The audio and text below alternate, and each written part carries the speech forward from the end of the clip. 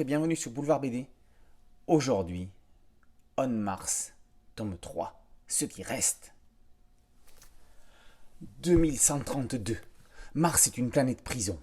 Rojas, le chef de l'église nouvelle syncrétique, mène la rébellion pour créer un nouveau monde à la gloire d'un dieu. À la manière d'un fanatique chef de secte, il tient ses troupes qui voient en lui le gourou d'un néo-monde. Face à eux, Jasmine tente de lutter, alliée au solitaire. Si elle veut avoir une chance de vaincre, elle va devoir s'allier au service de la sécurité martienne. Mais voilà que d'autres prisonniers envoyés par la Terre débarquent. Les troupes de Rojas risquent d'être revigorées.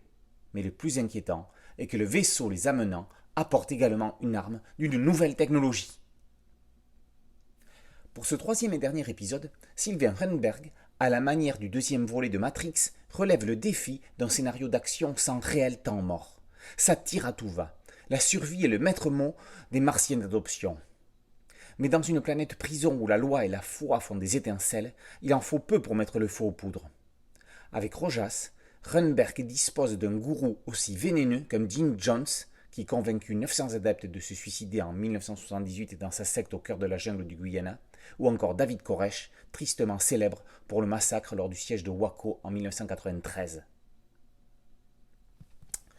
Fidèle depuis ses débuts à Corberan, Grün s'est associé avec Renberg pour dessiner ce qui n'est autre qu'un western martien.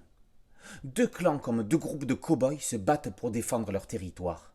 Un certain lieutenant Blueberry aurait pu chevaucher dans certains décors sauvages si ce n'avait été dans le futur et sur une autre planète. Grün mène un difficile travail de metteur en scène, de chorégraphe presque, pour dynamiser des scènes de combat, de guerre qui auraient vite pu devenir lassantes. Ce n'est jamais le cas. Sa technique de colorisation directe, avec une première couche de couleur sur le crayonné avant de passer à l'ancrage puis au lavis, donne une dimension de relief à l'ensemble. Il y a un petit coup de griffo dans les planches de Grün. Le cahier graphique final apporte un complément à la conclusion du récit et permet de mettre en valeur des décors crayonnés du dessinateur. On peut y voir un petit robot cousin de Wall-E. La trilogie On Mars se clôt dans un final haletant et non conventionnel pour un récit de fiction. Persévérance, le robot qui vient d'arriver sur la planète, démontrera-t-il que le scénario sera un jour plausible ?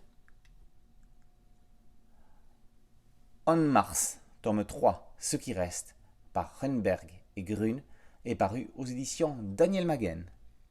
Boulevard BD, c'est un podcast audio et c'est aussi une chaîne YouTube. N'oubliez pas de liker et de vous abonner. Merci beaucoup, à bientôt. Ciao.